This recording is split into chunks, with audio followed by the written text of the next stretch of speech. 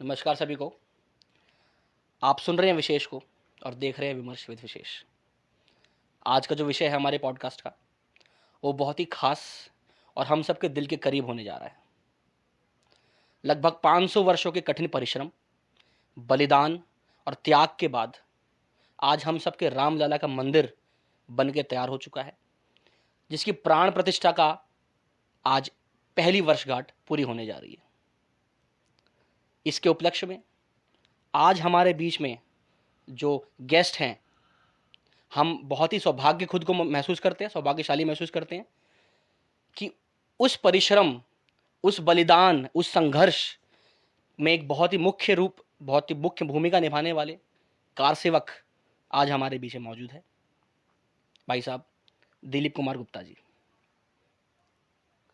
हम बहुत ही सौभाग्यशाली हैं भाई साहब कि आज आज आप हमारे विमर्श विद विशेष के इस प्लेटफॉर्म में पधारे हैं और आज हम बहुत सी चीज़ें आपसे पूछेंगे, क्योंकि हम तो देखिए उस टाइमलाइन में पैदा नहीं हुए।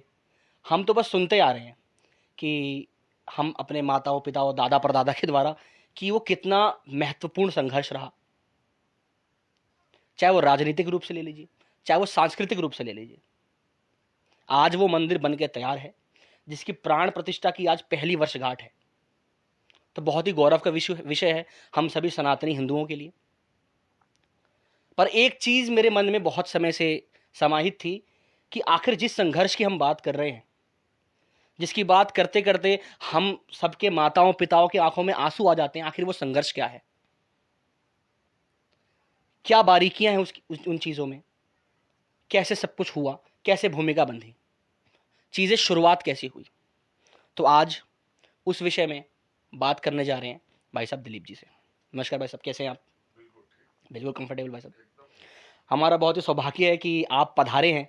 देखिए बहुत सारे पॉडकास्ट शूट हो चुके हैं, ये कोई पहला या दूसरा तीसरा पॉडकास्ट नहीं है, बहुत सारे गेस्ट आ चुके हैं। पर अगर मैं दिल से बोलूं तो आज जितनी प्रसन्नता मुझे हो रही है, आज जितना सौभाग्यशाली मैं खुद को महसूस कर रहा हूं, शायद आज से पहले मैंने कभी नहीं किया था। क्योंकि बीइंग अ सनातनी हिंदू, अपने संस्कृति से जुड़ा हुआ, अपने भारतीय कल्चर से जुड़ा हुआ, राम मंदिर बनना हम सबके लिए एक बहुत ही बड़ा विषय रहा। और वो व्यक्ति जिसने इस विषय में, इस संघर्ष में इतनी अच्छी भूमिका निभाई हो, उससे मिलना, उससे बात करना, खास तौर पर उस संघर्ष के बारे में, मुझे लगता है ये बहुत ही बड़ा सौभाग्य की बात है। तो भाई साहब आप थोड़ा सा अपना परिचय दे दीजिए सब लोगों को। आप क्या करते हैं, कहाँ आप रहते हैं और अभी क्या कर रहे हैं? सबसे पहले तो मैं आपके चैनल के सभी दर्शकों का, आपके पूरी टीम को और पूरे देशवासियों को श्री रामलला के मंदिर में विराजमान होने की पहली बरसी पर आप सभी को बहुत बहुत शुभकामनाएं। मैं बिहार में एक सिवान जिला है, सिवान जिले से आता हूं और अभी दरौली विधानसभा के संयोजक के नाते मैं भारतीय जनता पार्टी में अपनी भूमिका निभा रहा। बड़ा रोचक विषय आप रखे हैं विमर्श के लिए, और ये विषय बड़ा हम लोगों के लिए भी सपना था। हम लोग बाल स्वयंसेवक रहे, बचपन से शाखा में गए और राम मंदिर के लिए पूर्वजों का जो बलिदान है, उनकी जो कुर्बानियां हैं, उसको हम लोग निरंतर सुनते रहे। चर्चा में भी बराबर जो संघ के शाखाओं में चर्चा होती है, तो हम लोगों के मन में भी बहुत प्रबल, एक तरह से कहिए तो इच्छा शक्ति थी कि राम मंदिर के निर्माण का कार्य अगर हम लोगों के जीवन काल में पूरा हो तो ये बड़ा सौभाग्य का विषय हम लोगों के लिए भी होगा। विश्व हिंदू परिषद के नेतृत्व में और सबसे पहले जहां तक मुझको याद है, उस समय स्वर्गीय श्री अशोक सिंघल जी विश्व हिंदू परिषद के अंतर्राष्ट्रीय अध्यक्ष थे, और श्री प्रवीण तोगड़िया जी उस समय अंतर्राष्ट्रीय महामंत्री विश्व हिंदू परिषद के नाते काम कर रहे थे। बजरंग दल के संयोजक के नाते विनय कटियार जी उस समय फैजाबाद के सांसद थे, और वो बजरंग दल के संयोजक के नाते उनके ऊपर जिम्मेदारी थी। महती रूप से इन तीनों व्यक्तियों का बहुत बड़ा योगदान जो है मंदिर निर्माण में रहा है।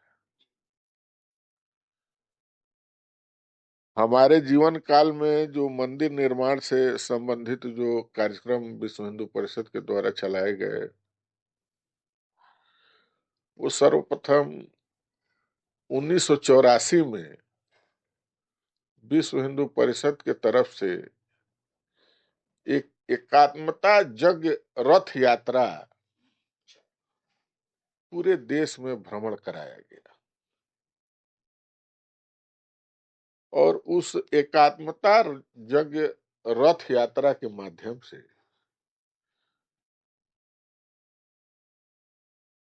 वो गंगोत्री का गंगा जल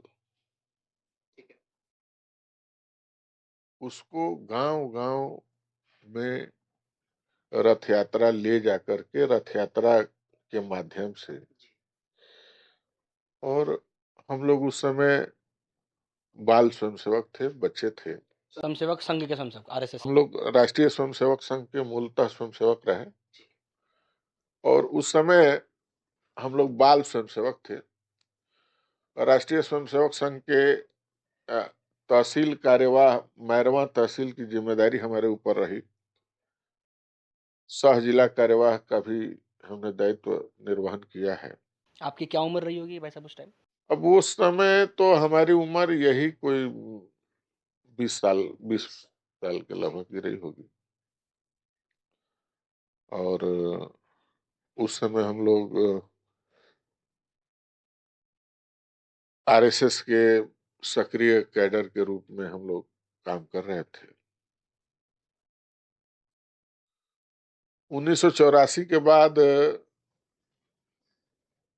एकात्मता रथ यात्रा निकली, उससे कुछ माहौल बना, देश में माहौल बना, और उसके बाद से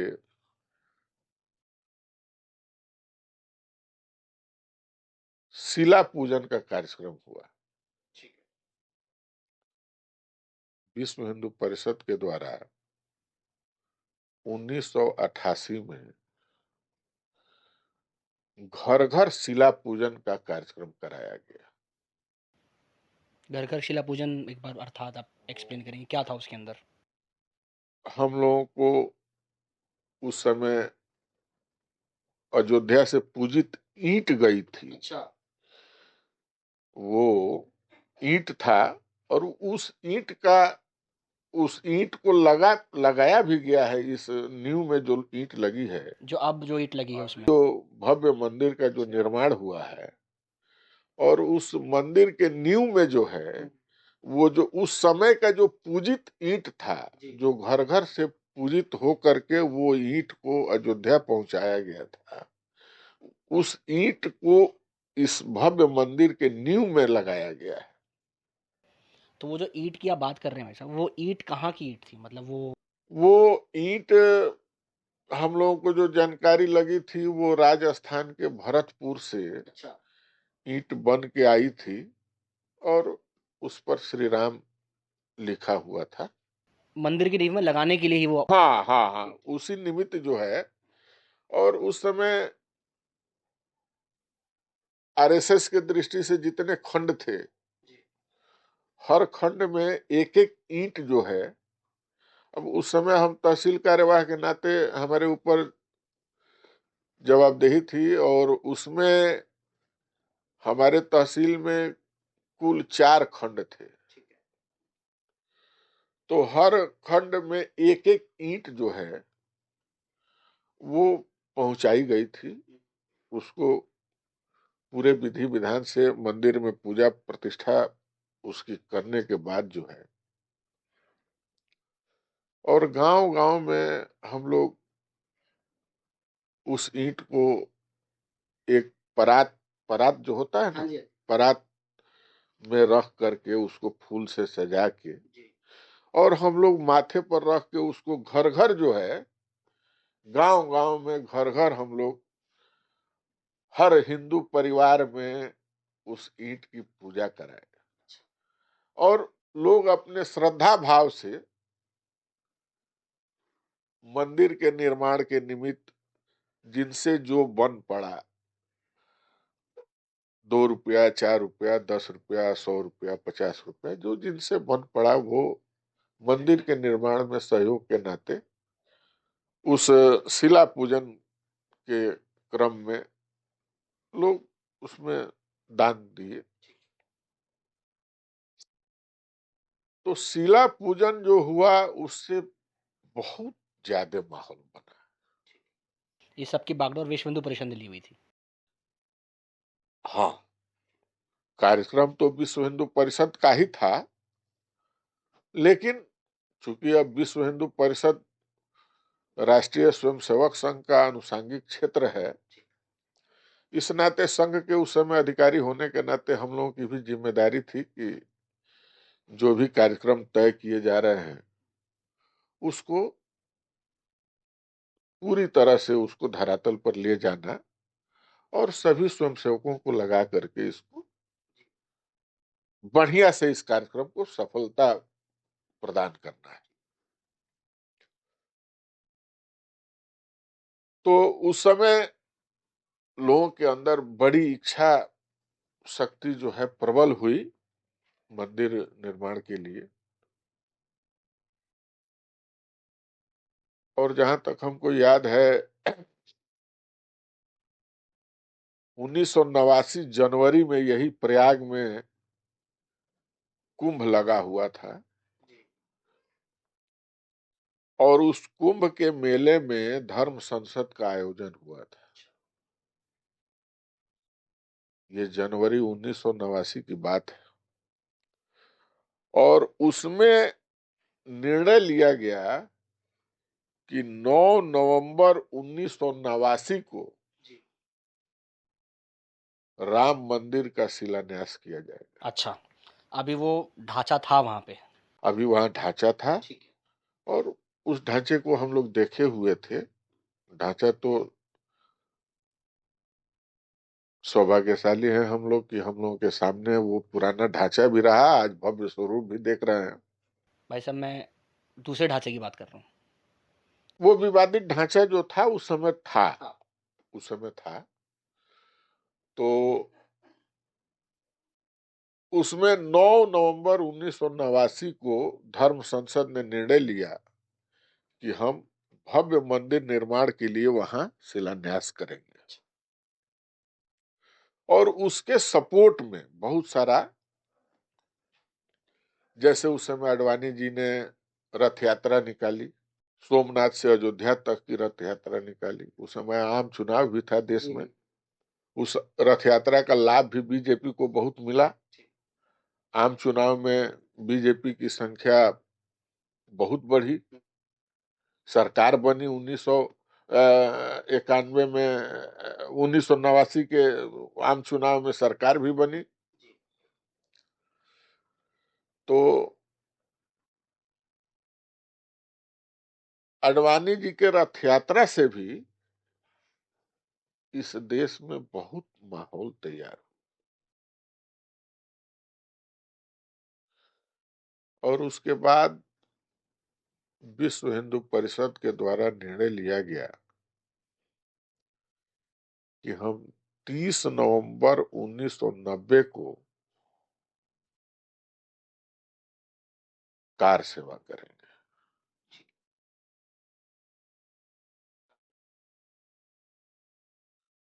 पहली बार कार सेवा करने के लिए विश्व हिंदू परिषद के द्वारा निर्णय लिया गया, और उस समय उत्तर प्रदेश में मुलायम सिंह यादव जी की सरकार थी और केंद्र में राजीव गांधी जी प्रधानमंत्री थे। और मुलायम सिंह यादव उस समय घोषणा किए थे कि उत्तर प्रदेश के सीमा में परिंदा भी पर नहीं मारेगा। अच्छा। इतना दंभ था कि कार सेवा हम किसी सूरत में नहीं करने देंगे, ये धमकी थी उनकी। उनकी धमकी थी। और संगठन का ये निर्णय था कि मुलायम सिंह के अहंकार को भी तोड़ना है। और उस समय विश्व हिंदू परिषद को था कि कार सेवा हमको करनी है। जी। उस तिथि से 10 दिन पहले हमको ठीक से याद है कि संयोग ऐसा है विशेष जी कि हम लोगों का जो घर भी है वो उत्तर प्रदेश और बिहार के सीमा पर ही है। अच्छा। सिर्फ एक नदी जो है वो हमारे गांव को बांटती है। अच्छा जी। हम लोग बिहार में हैं और एक नदी का एक सिरा जो है वो उत्तर प्रदेश के बलिया जिला में जाता है और थोड़ा सा 2 किलोमीटर और आप दाहिने आ गए तो मेहरौना बॉर्डर है, वहां से देवरिया जिला में आप इन कर जाते हैं। देवरिया यूपी में पड़ता है। यूपी में पड़ता ठीक है। है। उत्तर प्रदेश के दो दो जिले जो हैं वो हमारे जिले और हमारे गांव से सीमा में है। अच्छा।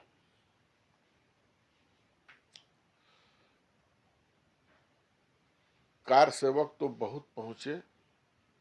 उस समय मुलायम सिंह का तांडव भी हुआ, लोग देखे भी, बहुत गोलियां चली वहां, मैं चाहता हूँ भाई बहुत साहब आप कार हर सेवा एक लोग। चीज़ जो चीज़ें हैं ना, क्या क्या तो हुआ था। उस समय हम लोग भी, उस समय हम वाहिनी प्रमुख थे कार सेवा।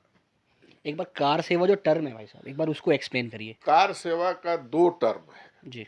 एक पहला टर्म जो 1990 में जो निर्धारित हुआ कि 30 नवंबर 1990 को कार सेवा होगी, तो उस समय कार सेवा जबरन रोक दी गई। जी। जबरन रोक दी गई मुलायम सिंह जी के क्रूर प्रयास से। उसमें हजारों कार सेवक मारे गए। जी। कैसे मारे गए मतलब। कोठारी बंधु को भी हाँ आप जी, हाँ जी। सुने होंगे, सुनिए। उन लोगों का भी बलिदान है। संजोग ऐसा रहा कि हम लोग भी, हमारे नेतृत्व में उस समय 74 कार सेवक जो हैं जी। वो पैदल, आप विश्वास नहीं करेंगे, हम लोग, चूंकि गाड़ी उत्तर प्रदेश की सीमा सब सील थी, 10 दिन पहले उत्तर प्रदेश की सभी सीमाएं जो है सील कर दी गई थी। अच्छा। और जल मार्ग पर भी वो पुलिस चौकसी जो है वो काफी बढ़ा दी गई थी।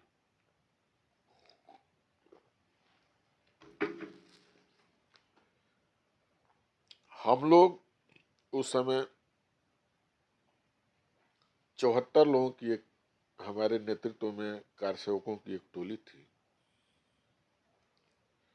पैदल हम लोग निकले जी। पैदल निकले बिहार से। बिहार से। जी। और आप कल्पना नहीं कर सकते हैं उस समय,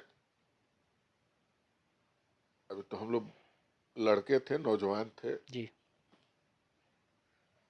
अखबारों में रोज आ रहा था कि भाई हम लोग चूंकि बॉर्डर पर थे, रोज चर्चा का विषय था कि आज 4 कार सेवक वहां पकड़े गए, मारकर उनका पैर तोड़ दिया गया, हाथ तोड़ दिया गया। तो स्वाभाविक है कि हम लोगों के भी घर के जो गार्जियन हैं वो लोग डरे हुए थे। हाँ जी।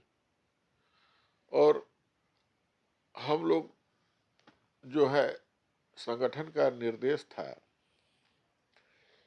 कि पुलिस गिरफ्तारी करे इसकी चिंता नहीं करनी है, लेकिन हमको बिहार के सीमा में नहीं गिरफ्तारी देनी है। अच्छा।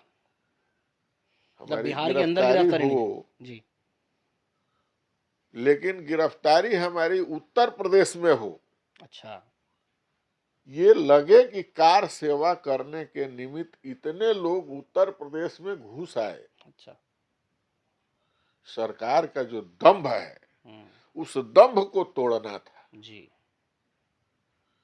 तो हम लोग पैदल 74 लोग जो हैं, हम लोगों के घर के लोग भी बहुत रोए, बिलबिलाए, बहुत प्रयास किए कि आप लोग यहीं गिरफ्तारी दे दीजिए। हमारे कुछ मित्र लोग गुठनी में ही गिरफ्तार हो गए, जहां से हम आते हैं वहीं गिरफ्तार हो गए। जी। लेकिन हम लोग चूंकि संगठन के निर्देश का पालन करना था, हम लोग को थोड़ा ये नहीं था कि लाठी डंडा चलेगा तो चलेगा, जो संगठन का है। अब अपने मंदिर के नाम पर और भगवान के नाम पर जी। थोड़ी लाठी डंडा भी खाएगा आदमी। ये संकल्प कर ये चुके थे आप लोग। संकल्प करके हम लोग घर से पैदल, हम लोग, जी। हमारी टीम निकली थी। और नदी, रास्ते में सरजू जी की नदी है, 3-3 नदी, बड़ी बड़ी नदी पड़ती है। जी। उसको पार करते हुए हम लोग, एक मौनिया बाबा का स्थान है दूहा बिहरा में, वहाँ हम लोग रुके एक दिन। जी।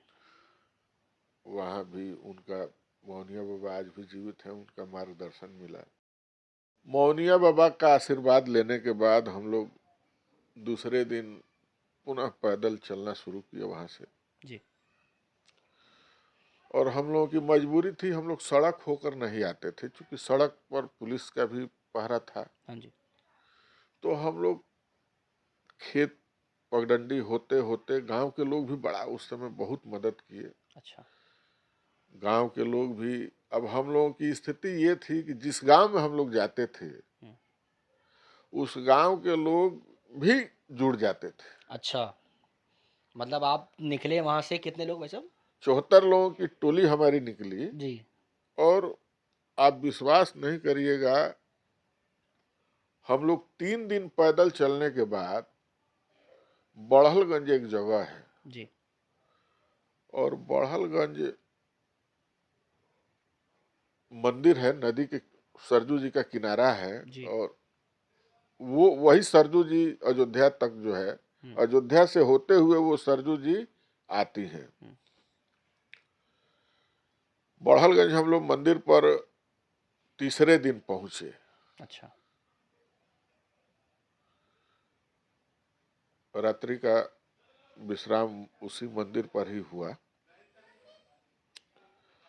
थोड़ा वहाँ के जो साधु थे, वो बड़े, मैंने थोड़ा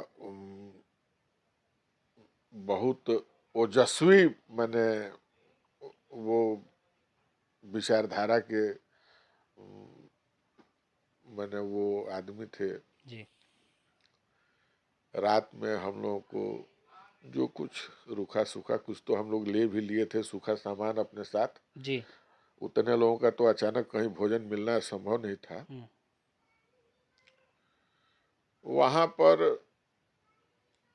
रात्रि में बड़ा मंदिर था, हम लोग मंदिर में सभी लोग सोए थे। किसी तरह से इसकी भनक प्रशासन को लग गई। अच्छा। और नींद खुलते ही हम लोग, एक तरह से कहिए कि हम लोगों का पूरा वो जो क्षेत्र था, नदी का परिसर, और वो पूरा पुलिस छावनी में तब्दील था। अच्छा। हम लोग बड़हलगंज पहुंचते पहुंचते हम लोगों की संख्या 300 पार कर गई थी। मैंने 74 लोग हम लोग निकले थे, 74 से 300 हो गए आप लोग। लेकिन वहां से हर गांव से जो होके जाते थे, ठीक ठीक। इतना लोगों के अंदर उत्साह था कि हर गांव से 10-5 लोग जुड़ जाते थे। जी जी जी जी। और वहां के लोकल लोग इस गांव से उस गांव तक छोड़ने के लिए जाते थे, कि उनको लोकल अंदाजा था कि किधर से आप सड़क से दूर निकल जाइएगा तो वो लोग अपने इस गांव से उस गांव में हम लोगों को पहुंचाते थे नजदीक होकर के, या आप वहां से चलिए आपको वहां हम लोग छोड़ जाते हैं, जी। वहां से फिर उस गांव के लोग हम लोगों को कुछ और आगे ले जाते थे। तो ऐसे करके हम लोग बड़हलगंज तक लगभग 70 किलोमीटर का हम लोग दूरी 3 दिन में तय किए पैदल।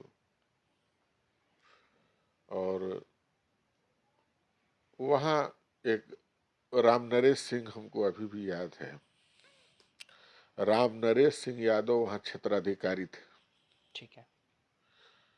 और वो उस साधु जो बाबा थे उनको भोर में ही वो कैप्चर कर लिए थे। हम्म। और ये बड़हलगंज कितना दूर रहा होगा अयोध्या मेन परिसर से? बड़हलगंज से अयोध्या जी लगभग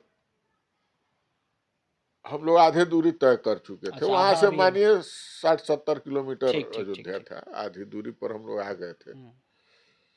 तो वहां से हम लोग, अब पुलिस गिरफ्तार कर ली थी, प्रशासन हम लोगों को सूचना दी कि भाई आप लोग गिरफ्तार कर लिए गए।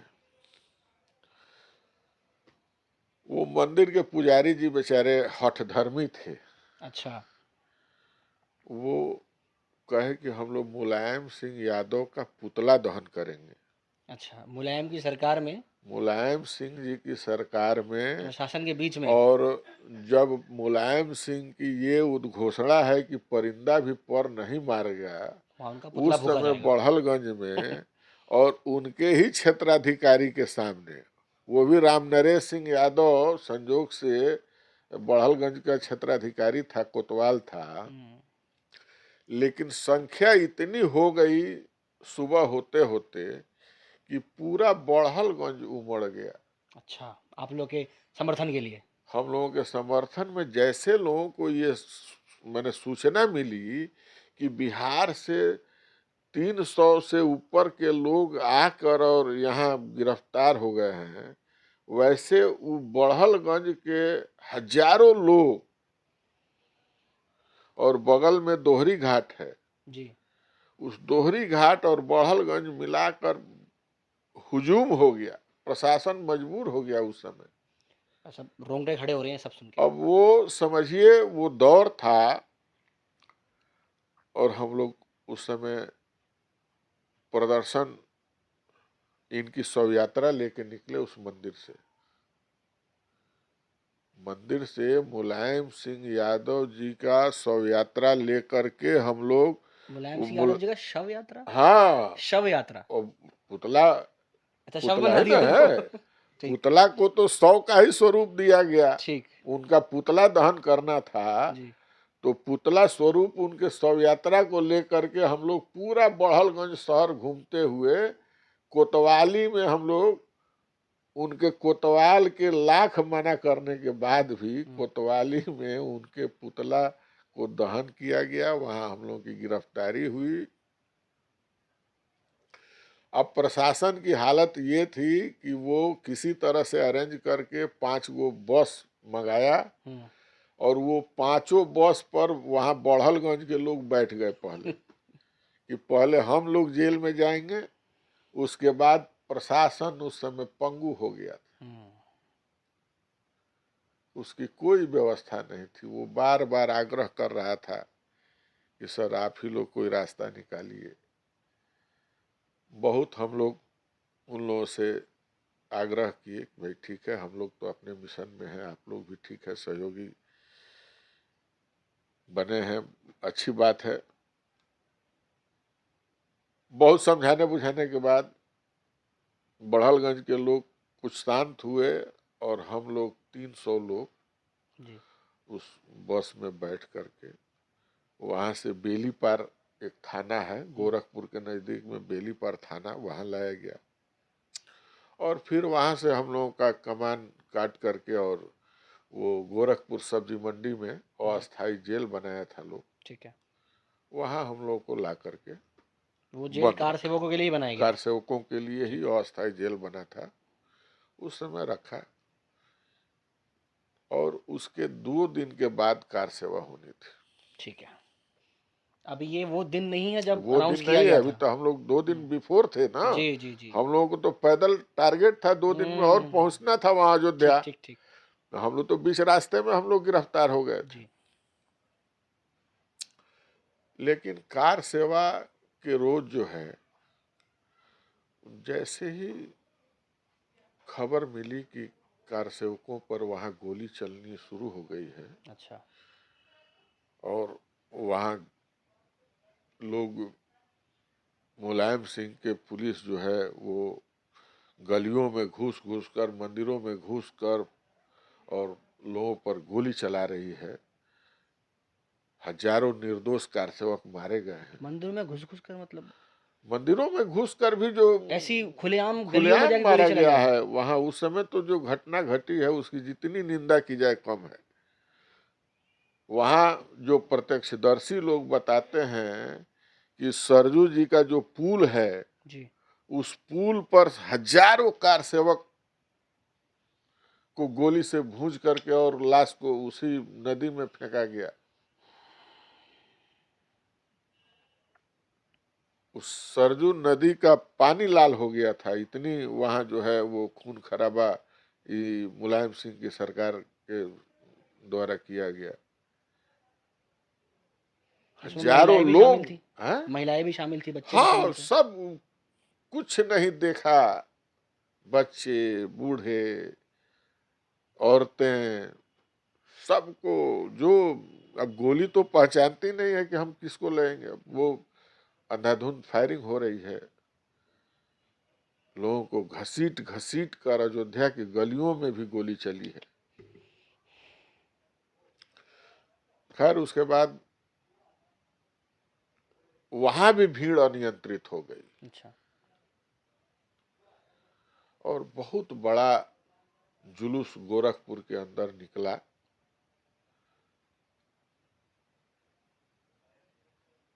उसके बाद संजोग से गोरखपुर में कर्फ्यू लग गया, हम्म। बहुत सारे जगह पर कर्फ्यू लग गया। हम लोग भी कर्फ्यू में किसी तरह से, वहाँ आर्य नगर में आरएसएस का सरस्वती शिशु मंदिर है, हम्म। वहाँ हम लोग रहे और फिर 3 दिन के बाद कर्फ्यू में ढील मिली जी। तो हम लोग वहाँ से अपने घर को वापस आए। तो ये कार सेवा का पहला दौर था ठीक। जिसमें गोली कांड हुआ, हम्म। हजारों कार सेवक मारे गए। मुलायम सिंह यादव के सरकार के नेतृत्व में गोली चली थी। उसके बाद 1992 का दौर आया। जी। मामला अदालत में था ही और विश्व हिंदू परिषद ने अदालत को आगाह किया कि हम 22 नवंबर से, हम्म। 22 नवंबर 1992 से हम प्रतीकात्मक कार सेवा करेंगे, हमको इजाजत दिया जाए। अर्थात प्रतीकात्मक कार सेवा करना था, पहले तो था कि उस समय जो योजना बनी थी वो था कि पूरे देश भर में जितने भी आरएसएस के दृष्टि से विभाग बना हुआ है, ठीक है। 3-4 जिला को मिला करके एक विभाग बना हुआ है। ठीक। तो उस समय था कि 2-3 विभाग मिल करके हम्म। एक दिन कार सेवा करेंगे अच्छा। और उसके बाद फिर और 3 विभाग का अगले दिन। तो ऐसे था क्रम, ये चलने वाला क्रम था कि कार सेवा मैंने अब हम्म। चलेगी। हम्म।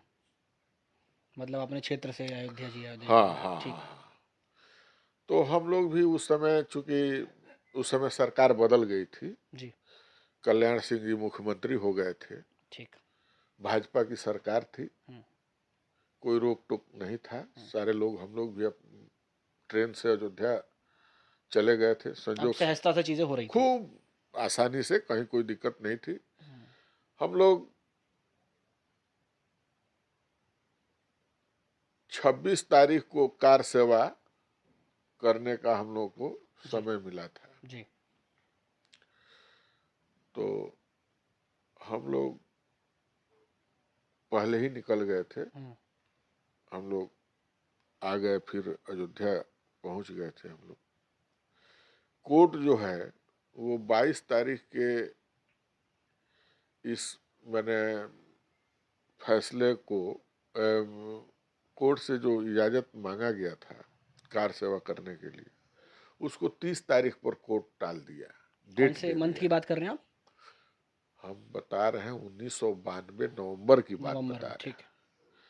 1992 नवंबर में विश्व हिंदू परिषद कार सेवा करने के लिए एक याचिका दायर की, ठीक है। अनुमति मांगी, कोर्ट से अनुमति मांगी कि हमको कार सेवा करने की हम्म, इजाजत दिया जाए। ठीक है। इस पर सुनवाई का डेट पड़ा। हम्म, 2-3 सुनवाई के बाद इसको 30 तारीख को फिर टाल दिया गया। ठीक है। और 30 तारीख तक वहां पहुंचने वालों की संख्या जो है, अयोध्या पहुंचने वालों की संख्या 30 नवंबर होते होते लाख में पहुंच गई। अच्छा। चूंकि हर विभाग से लोगों का आना शुरू था, जी। तो 1000-2000 हर विभाग से लोग रोज आ रहे थे। तो ये आप हर विभाग जो बता रहे हैं पूरे भारत, पूरे भारतवर्ष पूरे, से, अच्छा। पूरे भारतवर्ष से लोग आ रहे थे। जी। उस समय भीड़ बहुत ज्यादा इकट्ठी हो गई थी। 30 तारीख तक। और कार सेवकों के मन में अब कोर्ट को लेकर भी थोड़ा सा आक्रोश था। जी। संख्या बहुत बढ़ी हुई थी वहां, अयोध्या काफी दबाव में था। कोर्ट 30 नवंबर को भी जजमेंट कार सेवा का आदेश नहीं दिया, फिर डेट दे दिया 6 तारीख को कि 6 दिसंबर को इस पर सुनवाई करेंगे। ठीक है।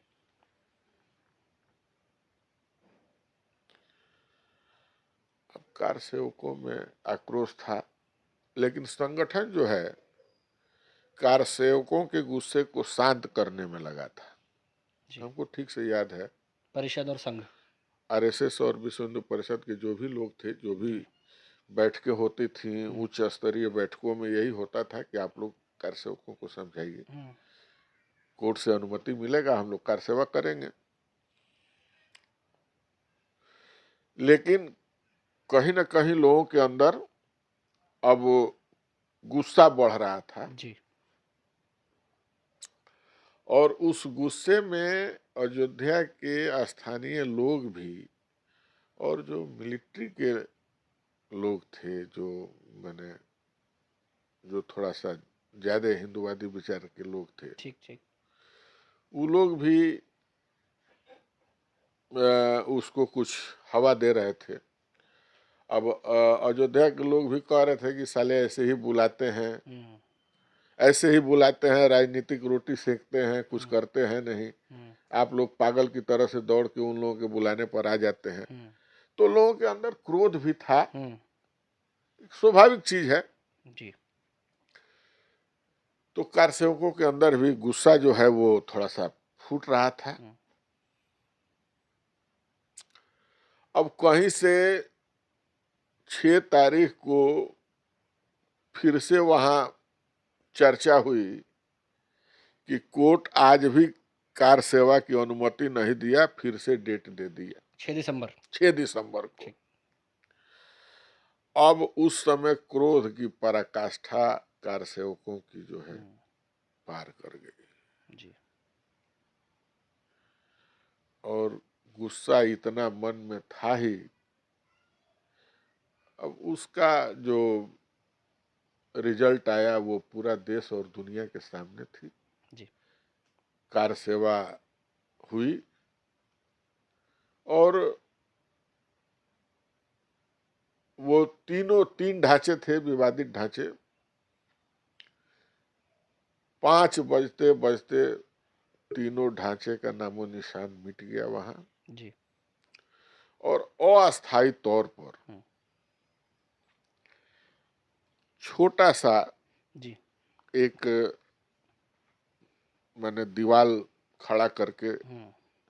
चारों तरफ से, ऊपर से छतरी उतरी लगा करके। दिलीप जी, मैं ये जो आप बता रहे हैं कि ढांचा गिरा दिया गया, आप एक बार ये वाला किस्सा आप थोड़ा सा सुनाएं कि कैसे कैसे सब कुछ हुआ, कैसे अनियंत्रित हो गए सब लोग, कैसे, अनियंत्रित क्योंकि देखिए, भाई साहब उस प्रशासन तो समय वहां भी भी रहा होगा। प्रशासन, तो देखिए, अब वो प्रशासन तो अपना काम कर रहा था, जी। लेकिन प्रशासन को गोली चलाने की अनुमति नहीं थी। ठीक है। सरकार भाजपा की थी उस समय। सरकार भाजपा की थी। हम्म। कारसेवकों का क्रोध चरम पर था। हम्म। लोग आरएसएस और विश्व हिंदू परिषद के लोगों के भी बात को उस समय सुनने के लिए तैयार नहीं थे। अच्छा। तो कार सेवकों के गुस्से का एक, वो उसको समझ लीजिए कि गुस्से के स्वरूप में जी। उस ढांचे का जो है वो विनाश हो गया। फिर भी दिलीप जी, एक आह्वान तो हुआ होगा ना कि ये आप लोग इस फैसले पर कैसे पहुंच गए कि अब हमें इसको गिराना है। देखिए, अब ये बहुत लोग बहुत तरह की बात करते हैं विशेष जी, लेकिन ऐसा कहीं कुछ नहीं था। अच्छा। हाँ, ये जरूर था कि जो भी मंच लगा हुआ था जी। उस समय, जो नारे लग रहे थे बड़ा उत्तेजक थे। एक धक्का और दो। अब तो वो तो पूरी देश दुनिया सुनी है। जी जी। तो काफी लोगों में जोश भर रहा था। हम्म। और एक ढांचा तो टूट ही गया था, हम्म। पहला ढांचा तो टूट ही गया था, उसके बाद से और उत्साह लोगों को मिलते गया। तो आप लोग गुम्बद पे चढ़ गए थे ऊपर। तो सारे लोगों का वो गुस्सा जो है चरम पर था। जी जी जी। उत्साह एकदम मैंने था। हम लोगों को भी था कि सपना साकार हो रहा है। अब ये जीवन इसी के लिए रहे न रहे कोई नो डाउट। मतलब नहीं। अब ये 5,000 सालों की तपस्या जो है, जी जी। अब वो उसको मूर्त रूप ले रही है, तो सारे लोग अब उसमें, आप चढ़े थे उसके ऊपर? हम लोग भी थे। अच्छा, ऊपर बिल्कुल थे। गुम्बद पे चढ़े थे आप? हाँ, बिल्कुल थे। अच्छा। सारे लोग, सब लोग कार सेवा में भाग लिए। और ये कहीं से लोग कहते हैं, हम लोग वहां रहे, प्रत्यक्षदर्शी रहे, कि कहीं किसी संगठन की बहुत साजिश नहीं थी, ठीक ऐसा है। कुछ नहीं था। ये स्वाभाविक रूप से कार सेवकों के गुस्से का वो कोप भाजन बन गया आपको ग्लानि है क्या भाई साहब? है। आपको क्या पीड़ा है कि ऐसा नहीं होना चाहिए था? नहीं नहीं, हमको पीड़ा नहीं, हमको खुशी है। तो जो हुआ हम अच्छा तो हुआ। हम तो उसी के लिए गए थे। जी जी जी। हम तो धन्य है, हमारी ये हमारा जन्म धन्य हो गया कि हम जिस काम के लिए भगवान ने जन्म दिया, उस काम को हम लोग अपने आंखों के सामने, आज उनके मंदिर को, भव्य मंदिर को हम लोग अपने आंखों के सामने देख रहे हैं। हमारे कितने पूर्वज, कितने पुरखे हमारे मर गए, बलिदान हो गए, त्याग तपस्या किए, और उसका कोई फल नहीं निकला। जी। और हम लोगों के जीवन काल में उसका फल मिल गया। हम लोग भाग्यशाली हैं, ये जीवन धन्य हो गया। हम्म।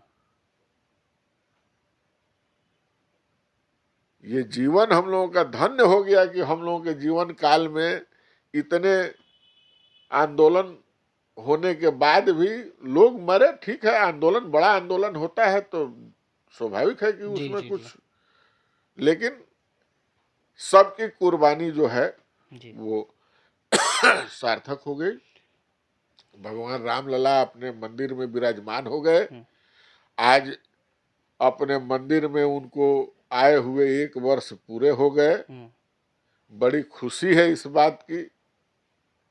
बड़ी पीड़ा होती थी कि हम लोग अपने अपने पक्के के मकान में हैं और हम लोग के आराध्य भगवान राम टेंट में हैं। जी उनको एक पक्के का छत भी नसीब नहीं था। जी। तो इसका तो गर्व हम लोगों को रहेगा, सीना चौड़ा है कि हम लोग, मैंने अपने जीवन काल में इस चीज को देख रहे हैं कि भगवान रामलला अपने मंदिर में विराजमान हो गए। और मेरे ख्याल से लगता है भाई साहब कि आप लोग ज़्यादा सौभाग्यशाली इसलिए भी हैं क्योंकि आप वो जनरेशन है जिसने संघर्ष भी किया उस चीज़ के लिए और आज बिल्कुल। वो चीज़ पूरा होते हुए हाँ, भी देख रहे इसकी खुशी है कि उस संघर्ष के भी हम लोग साक्षी बने हैं जी। और मंदिर के निर्माण के भी साक्षी बने। इसका हम लोगों को अंदर से जो है बहुत खुशी है। जो आपके साथ उस समय जो कार सेवक किया जिन कार सेवक की थी उनसे अभी टच में रहते हैं भाई साहब आप? हाँ हाँ हाँ, बिल्कुल। अभी तो गाहे बगाहे अभी पिछले ही साल दैनिक जागरण के द्वारा कार सेवकों को सम्मानित किया, उसमें बहुत सारे लोग मर गए नहीं हैं, जी। लेकिन जो लोग बचे हैं गाहे बगाहे उनका समय समय पर सामाजिक संस्थाओं के द्वारा हम्म। सम्मान होता है। जब आप लोगों ने भाई साहब वो ढांचा गिरा दिया तब एक क्या डर था आपके अंदर कि क्या इसका रिटेलिएशन नहीं, प्रशासन करेगा? देखिए उस समय तो सूचना थोड़ा सा विलंब से वहां मिल रहा था। ढांचा गिरने के बाद माननीय कल्याण सिंह जी इस्तीफा दे दिए अच्छा।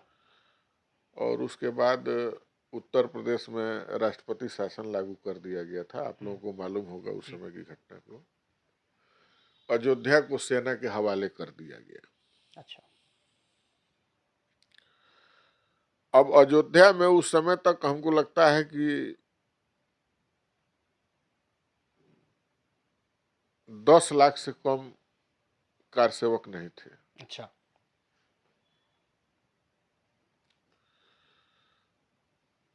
और कार सेवा के बाद संगठन का निर्णय हुआ कि हम लोग वो जो परिसर है भगवान का, जो हम लोग अस्थाई जो मंदिर का हम लोग निर्माण किए, तो विश्व हिंदू परिषद का निर्णय आया कि जब अयोध्या सेना के हवाले हो गया हम्म। तो सेना के बड़े बड़े हेलीकॉप्टर अयोध्या के आकाश में गूंजने लगे। अच्छा। गूंज रहे, ऊपर हेलीकॉप्टर का पहरा हो गया। जी। उस समय हम लोगों को मालूम हुआ कि अयोध्या में घुसने वाला जो भी संपर्क मार्ग था हम्म। उसको कार सेवक काट दिए थे। अच्छा। 15 फीट 20 फीट का गड्ढा बन गया था। अच्छा। तो विश्व हिंदू परिषद का निर्णय आया कि हम लोगों को कार सेवा का वो परिसर है भगवान राम लला का, हम्म। उसको छोड़कर नहीं जाना है, वहीं घेर के रहना है और राम नाम संकीर्तन करना है। आप विश्वास नहीं करिएगा, 12 बजे के बाद अयोध्या सेना के हवाले हो गया।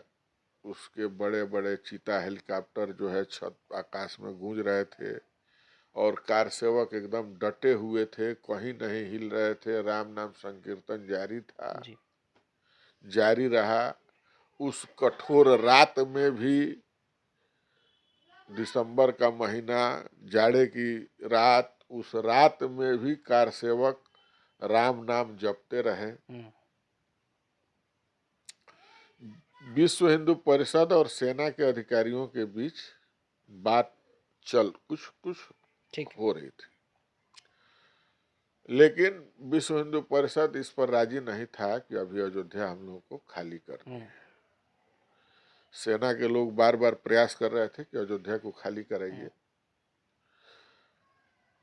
लेकिन 6 दिसंबर को कार सेवा हुई। 7 तारीख तक सब लोग डटे रहे।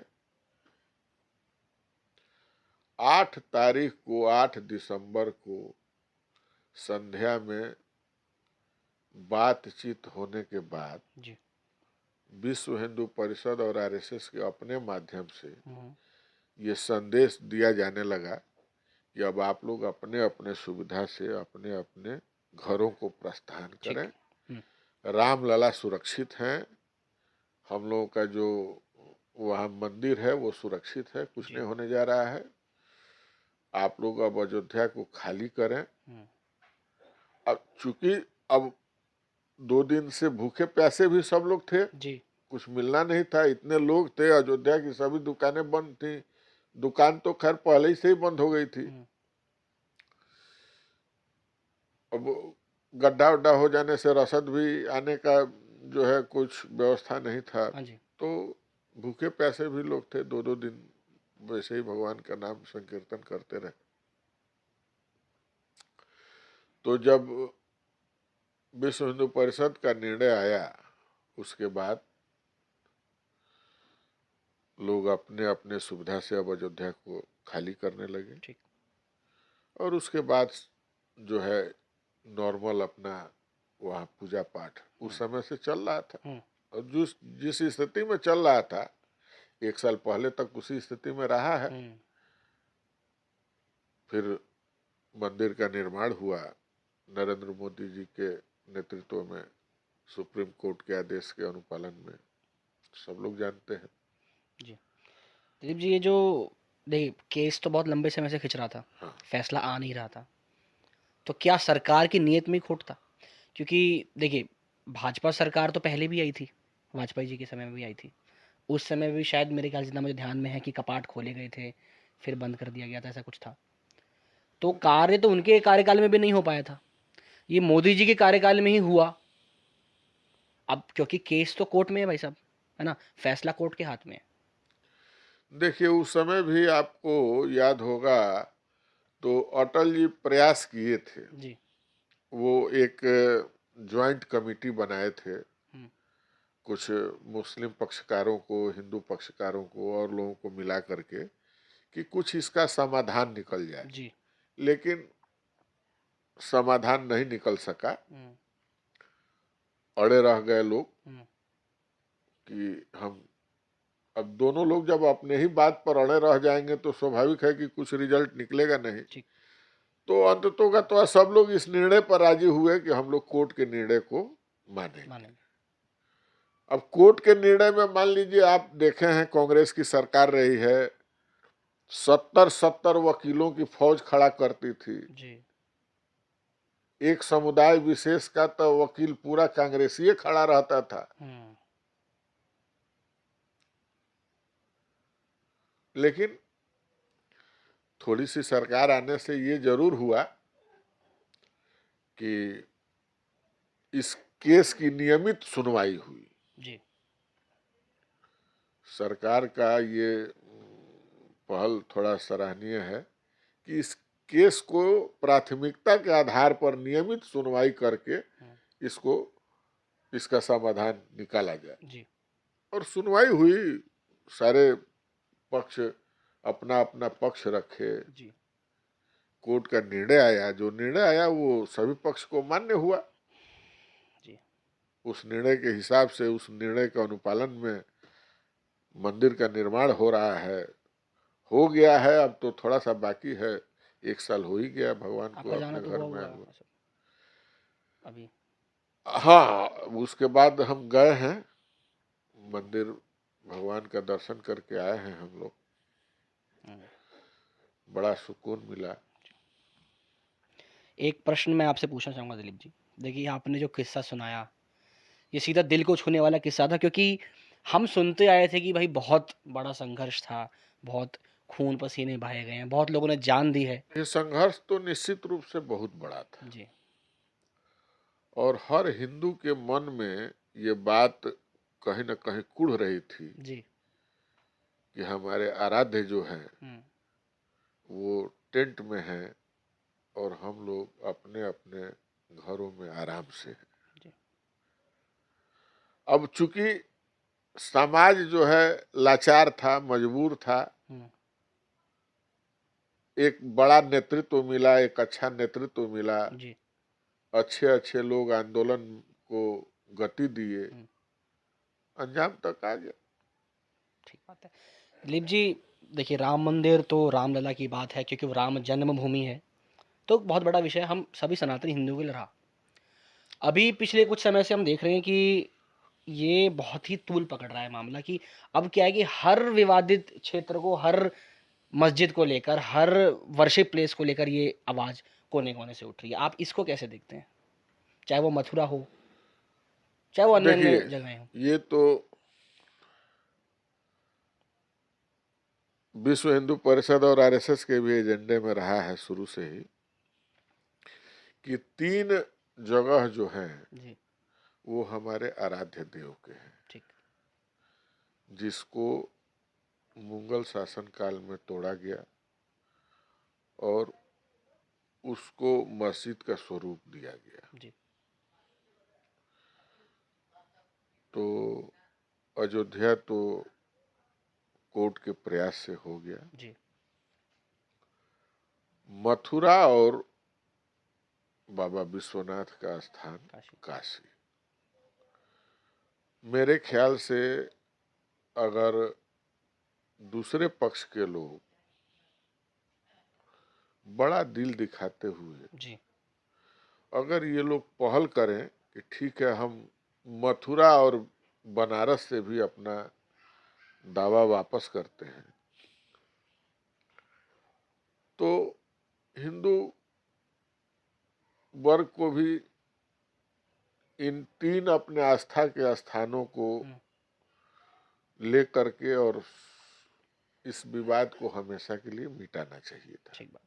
अभी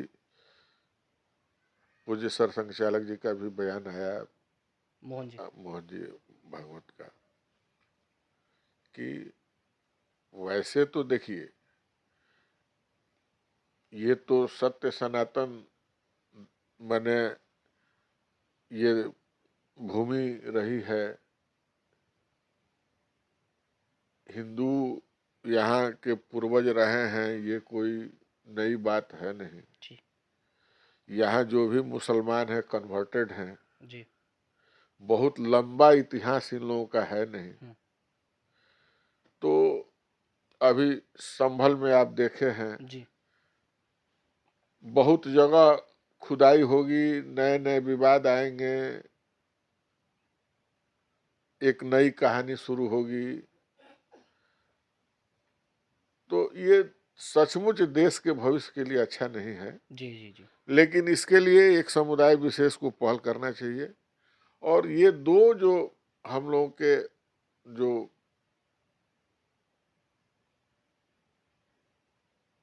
माने केंद्र बिंदु हैं, जी, हमारे आस्था के जो केंद्र बिंदु हैं, बाबा विश्वनाथ और भगवान श्री कृष्ण का जन्मभूमि जो है, इन 2 जगहों से अगर ये लोग दावा अपना वापस कर लें, जी।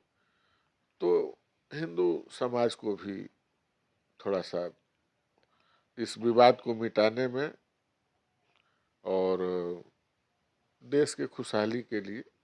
अगर वो ऐसा नहीं करते तो क्या हमारे देश को दोबारा से कार सेवा देखने को मिल सकती है? कोई बड़ी बात नहीं है, जी। कोई बड़ी बात नहीं है। और भी ढांचे गिराए जा सकते हैं। अब ये भविष्य के गर्भ में है, जी, ये भविष्य के गर्भ में है।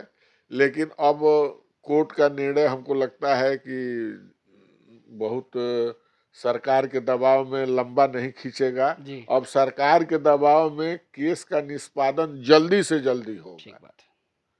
और चाहे मथुरा हो या बाबा विश्वनाथ का स्थान हो, साक्ष्य सभी हिंदू के पक्ष में है जी, और कोर्ट के संज्ञान में है। अति उत्तम। कोर्ट आज नहीं तो साल, 2 साल, 3 साल के अंदर कोर्ट का फैसला निश्चित रूप से हिंदुओं के पक्ष में आने वाला है। दिलीप जी, बहुत अच्छा लगा आपसे बात करके, बहुत सारी चीज़ें जानने को मिली। आप, एक तो आपकी आवाज़ में ना ठहराव है, कि एक तो ये जो आपने किस्सा सुनाया ना, एक तो बहुत ही रोचक। सबसे पहली चीज़ तो आपका किस्सा सुनाने का तरीका बड़ा अच्छा था, और क्योंकि ये फैक्ट है, क्योंकि हम सबके पूर्वजों से ये चीज़ें जुड़ी हुई हैं, तो हम इससे कनेक्ट भी कर पा रहे थे अपने खुद को। मैं अकेला नहीं हूँ यहाँ पे, हमारी विमर्श विशेष की टीम पूरी बैठी हुई है, और सब लोग बिल्कुल एक टक से लगा के ध्यान से सुन रहे हैं भाई साहब की बात को, क्योंकि एक ऐतिहासिक फैसला भाई साहब मैं मानता हूँ, जो भारत सरकार के द्वारा लिया गया, और सिर्फ भारत के लिए नहीं है, विश्व कल्याण के लिए मुझे लगता है। कि ये फैसला लिया देखिए, गया? ये सुप्रीम कोर्ट का निर्णय है जी, और भारत सरकार का इसमें योगदान है। जी, और देखिए, ये किस्सा नहीं है, चूंकि ये हम लोग के सामने और घटित घटना है, जी, जी, जी, इसलिए जो हम लोगों के सामने घटना घटी है जी, और जिसके साक्षी हम बने हैं, जी, आपके चैनल के सामने जी, अपनी बात को रखे हैं जी, और आपकी पूरी टीम बहुत तन्मयता के साथ हमारी बात को सुनी है। जी, इसके लिए आपके पूरी टीम को साधुवाद। जी। आप आज के भारतीय सनातनी, विश्व के सनातनी हिंदुओं के लिए अगर कुछ संदेश देना चाहें तो भाई साहब आप, मंच आपका है। हम इस देश के सभी सनातनियों से निवेदन करेंगे कि जाति पाति से ऊपर उठ करके और हिंदू बनकर रहने में जी, सबका भला है। और एक अभी आप महीना 2 महीना पहले से सुन रहे होंगे, बटेंगे तो कटेंगे। कटेंगे। चुनाव भी जिता दिया नारायण भाई साहब। चुनाव तो अलग का विषय है। अभी केरला में जो आपकी स्थिति हो रही है, जी, जो बंगाल में आपकी स्थिति हो रही है, झारखंड के कुछ हिस्सों में जो आपकी स्थिति हो रही है, वो स्थिति बिहार में न हो। ठीक बात। बिहार के भी कुछ हिस्से में हो रही है, जी, वो स्थिति पूरे देश में लागू न हो, इसके लिए एकजुट रहना बहुत आवश्यक है। बहुत आवश्यक। और जब तक हम लोग जातीय व्यवस्था में बंटे रहेंगे, ऐसे ही कटते रहेंगे, ऐसे ही लूटते रहेंगे, हमारे बहन बेटियों के साथ बलात्कार होगा, हमारे नौजवानों का कत्लेआम होगा, न उसका हम विरोध कर पाएंगे, न उसको हम जवाब दे पाएंगे। और एक नारा है ना कि संघे शक्ति कलयुग। कलि जुगे, तो संघे शक्ति जुगे जुगे, जी, संगठन में शक्ति है हम्म, और वो काल कालांतर तक रहने वाली चीज है। जी, इसलिए हम लोगों को जातीय व्यवस्था से ऊपर उठ करके एकजुट रहने की जरूरत है। इस देश में भाईचारा तभी तक संभव है जब तक आप बहुमत में हैं। जी, जिस दिन आपका संख्या बल कम हुआ, इस देश से भाईचारा भी खत्म हो जाएगा। अनेकों देश इसके उदाहरण है, आपके हिंदुस्तान के अनेक प्रांत इसके उदाहरण बने हुए हैं, जी, आप इसको देख सकते हैं। इसलिए जिसने भी कहा है बटेंगे तो कटेंगे, गलत नहीं कहा है। इसका पालन हम सभी को करना चाहिए। इससे हम लोग सुरक्षित रहेंगे, व्यवस्थित रहेंगे, यही कहना है। सुरक्षित रहेंगे, व्यवस्थित रहेंगे, और उदाहरण हम सब अपनी आंखों से देख ही रहे हैं। कश्मीर का किस्सा बहुत पुराना नहीं हुआ है, बंगाल का किस्सा हमारी आंखों के सामने है, अभी बांग्लादेश में क्या हो रहा है हम सब देख ही रहे हैं। तो जब तक हमारे पड़ोस में ना हो जाए, जब तक हम नहीं उठेंगे, तो ये चीज़ हम सभी हिंदुओं को शोभा देती नहीं है। ये हमारे पड़ोस में ना हो, इसलिए हम उस भाई के लिए आवाज़ उठाएं जो हमसे लगभग 2000 किलोमीटर दूर रहता है। अगर आज हम उनके लिए खड़े होंगे तो आज हमारा पड़ोसी कल को वो भाई भी हमारे लिए खड़ा होगा। Being a Hindu, being a सनातनी, ये हम सबकी जिम्मेदारी बनती है। और जाते जाते एक नारा और लगा देते हैं भाई साहब कि अयोध्या तो सिर्फ झांकी है, काशी काशी मथुरा मथुरा मथुरा बाकी है।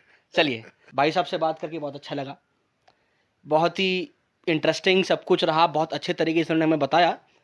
पहली बार भाई साहब हमारे पॉडकास्ट पे आए हैं। मैं चाहूँगा कि पॉडकास्ट भी चलो अगर नहीं है तो मैं चाहूँगा भाई साहब आप हमसे मिलने जरूर आते रहिएगा। हमारा कभी मौका मिलेगा तो हम आपके यहाँ आएंगे तो कॉल जरूर करेंगे भाई साहब आपको। बिल्कुल आपसे संपर्क में जी, रहेंगे और आपके चैनल के लिए हमारी शुभकामना है। जी, आपका चैनल तरक्की करे। आपकी टीम को हमारे तरफ से बहुत बहुत बधाई, शुभकामना। और आप लोग भी आइए, रामलला का दर्शन बिल्कुल करिए। बिल्कुल, पूरी टीम जाएगी भाई साहब। हाँ, चलिए, तब तक के लिए आप लोग अपना ख्याल रखिए। कुछ प्रश्न अगर आप चाह रहे थे कि मैं इनसे पूछूं जो मेरे से रह गए हों, तो दोबारा बुला लेंगे इनको। अगर आप चाहेंगे तो वो प्रश्न का जवाब मैं इनसे मांगू, या फिर अगली वीडियो में क्या मुझे पूछना चाहिए, तो आप vimarswithvishesh@gmail.com पे आप हमें मेल कर सकते हैं। नहीं तो आप इस वीडियो पे कमेंट कर सकते हैं, नहीं तो आप हमारे इंस्टाग्राम की आईडी पे आप हमको डीएम कर सकते हैं। तब तक के लिए अपना ध्यान रखिए। आप सुन रहे थे विशेष को, और देखते रहिए विमर्श विद विशेष। नमस्कार। अगर आपको हमारा कंटेंट पसंद आ रहा है तो हमको सपोर्ट करना ना भूलें। आपका एक लाइक और एक शेयर ही मेरे लिए बहुत ही बड़ा प्रेरणा का काम कर सकता है। हमारे चैनल को सब्सक्राइब करिए, हमारे वीडियो को लाइक करिए, और वीडियो पे कमेंट करना ना भूलें, ताकि हमें भी पता चल सके कि हम क्या सही कर रहे हैं और क्या गलत कर रहे हैं, और उसको सुधारने के लिए और हमें क्या करना चाहिए। जल्द ही मिलते हैं अगली वीडियो में। तब तक के लिए अपना ध्यान रखिए और देखते रहिए विमर्श विद विशेष। नमस्कार।